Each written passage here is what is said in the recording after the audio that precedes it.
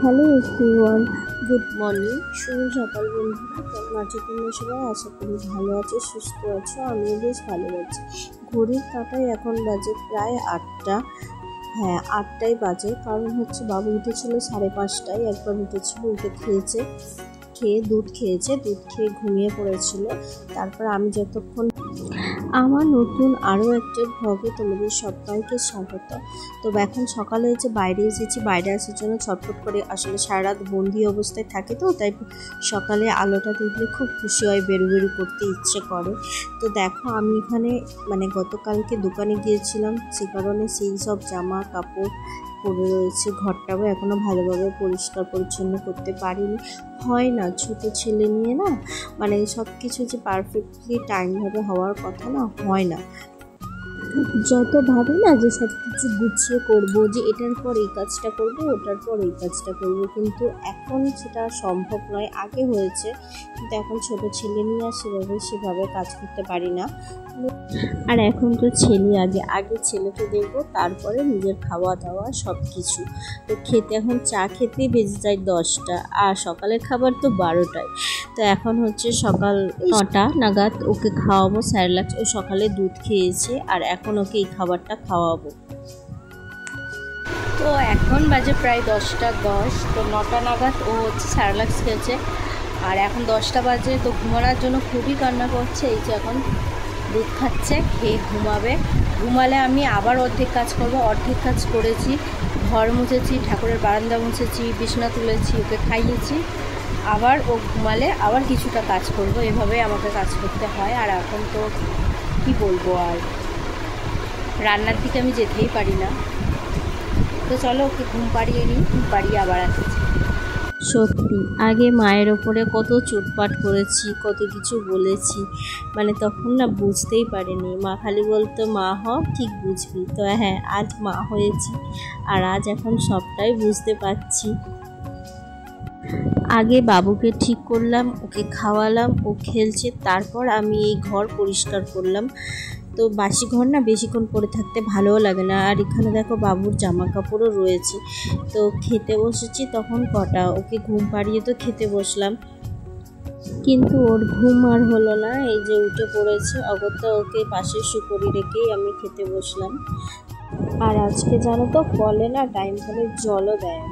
মোটরে জল তুলতে হবে, তারপর কাজ করতে হবে। টাইম করে জলটা তুলে কাজগুলো তাড়াতাড়ি হয়ে যায়। এখন মোটর চালাও, জল তোলো, তারপর কাজ করো।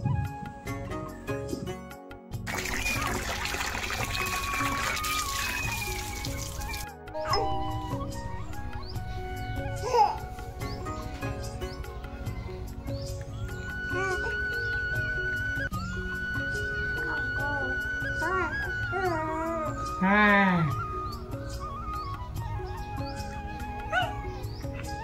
হ্যাঁ, বাবুকে যদি স্নান করানো হয় না, ও খুব খুশি হয়।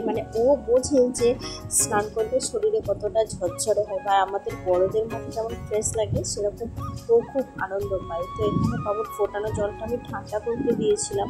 তো এখন যেহেতু ভাত খাবে একটু পরে, তো সেই জন্য জলটা আগে থেকে ঢেলে রাখলাম। তো এখানে একটু খিচুড়ি মতো ভাত করেছিলাম, একটু গাজর, বিনস, আলু দিয়ে।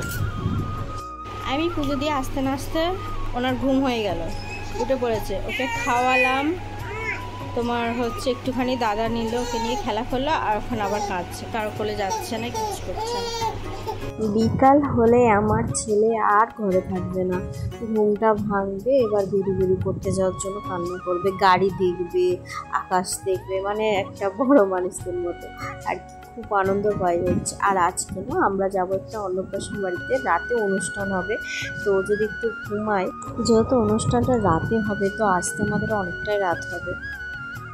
তো যে কাকিমাটা আমার বাবুকে তুলে নিয়ে আসছে, ওই কাকিমা নাতির অন্নপ্রাশন, আর এই কাকা আমার শাশুড়ি মা। তো ওই কাকিমা আর বাবু এত আলো, এত লোকজন থেকে এতটাই অবাক হয়ে গেছে যে ওই কাকিমার কোলে গেছে। তো দাদা ডাকছে কোলে, আমরা সকলেকে কোলে নিতে চাইছি, ও কিছুতেই আসবে না।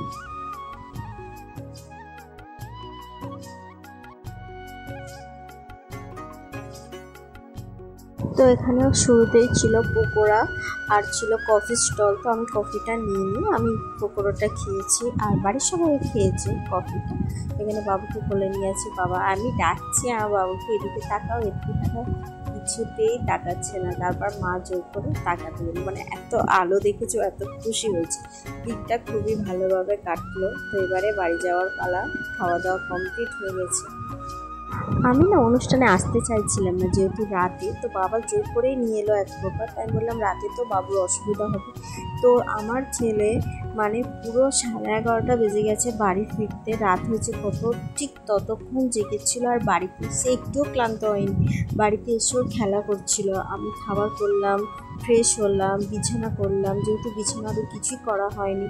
আর তোমাদের দাদাভাই বাড়িতে নেই, ও থাকলে হয়তো বিছানারও একটু হেল্প করে দিত, যেহেতু ও বাড়ি ছিল না, কিন্তু আমাকে একাই করতে হয়েছে। তারপরে ওকে খাওয়ালাম আর এই যে এখন ওকে এখনও ঘুমিয়ে পড়েছে। তো আমরাও ঘুমিয়ে পড়বো। শুভরাত্রি, টাটা।